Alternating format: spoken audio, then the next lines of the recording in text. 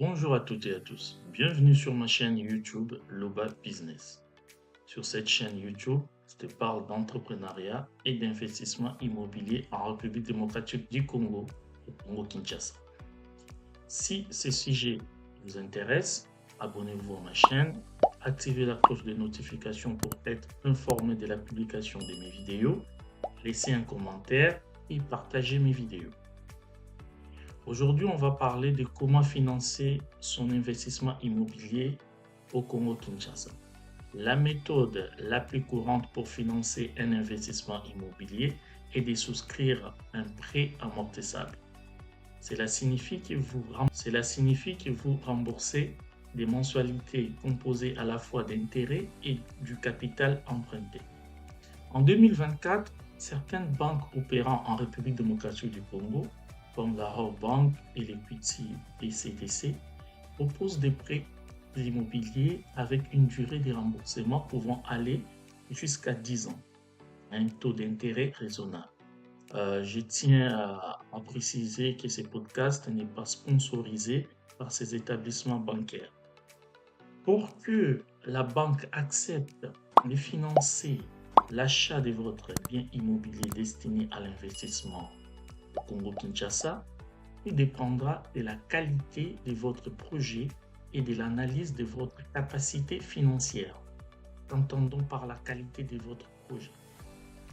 Les banques en RDC sont plus enclines à vous accorder un prêt si les biens que vous envisagez d'acquérir est situé dans un quartier urbanisé où la demande locative est forte et où les montants des loyers sont également élevés. En ce qui concerne votre capacité financière, je vous suggère de disposer d'un apport personnel pour faciliter l'obtention de votre crédit immobilier. Bien que non obligatoire, cet apport permet de couvrir les frais annexes à l'achat immobilier, tels que les frais d'enregistrement auprès de l'administration congolaise et les honoraires d'agence, souvent appelés frais de commission. La présence d'un apport personnel démontre votre capacité à épargner et, par conséquent, à rembourser les mensualités futures. En général, comme dans d'autres pays, cet apport représente au moins 20% du prix du bien. Cependant, on est en RDC sur un marché un peu spécifique. Je vous suggère de prévoir un apport un peu plus élevé, autour de 30% du prix total. Et là, maintenant, je vais vous donner quelques arguments à présenter à votre banquier pour démontrer la faisabilité de votre projet. Premièrement, votre stabilité financière.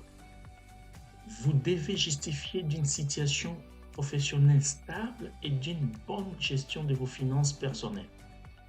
Un taux d'endettement maîtrisé et une capacité d'épargne régulière sont des éléments qui joueront en votre faveur. Deuxièmement, votre patrimoine immobilier. Si vous êtes déjà propriétaire d'un bien immobilier, n'oubliez pas de les mentionner. Cela rassurera votre banquier. Puisque vous souhaitez acquérir ces biens dans le cadre d'un investissement locatif, n'oubliez pas de présenter des projections de rentabilité locative aux banques que vous allez solliciter. Nous arrivons à la fin de ce podcast. Je vous remercie de m'avoir écouté jusqu'à la fin. Si ce n'est pas encore fait, je vous invite à vous abonner à ma chaîne YouTube Loba Business, à activer la cloche de notification pour être informé de la publication de mes vidéos et à aimer et à partager mes vidéos. Si vous avez des questions, n'hésitez pas à les poser en commentaire. Et si vous souhaitez acheter un bien immobilier en République démocratique du Congo, Congo-Kinshasa, vous pouvez me contacter pour que je vous mette en relation avec mon réseau de professionnels compétents. Merci de m'avoir écouté. À très bientôt sur Loba Business, votre chaîne YouTube dédiée à l'entrepreneuriat et à l'investissement immobilier en République démocratique du Congo. Au revoir.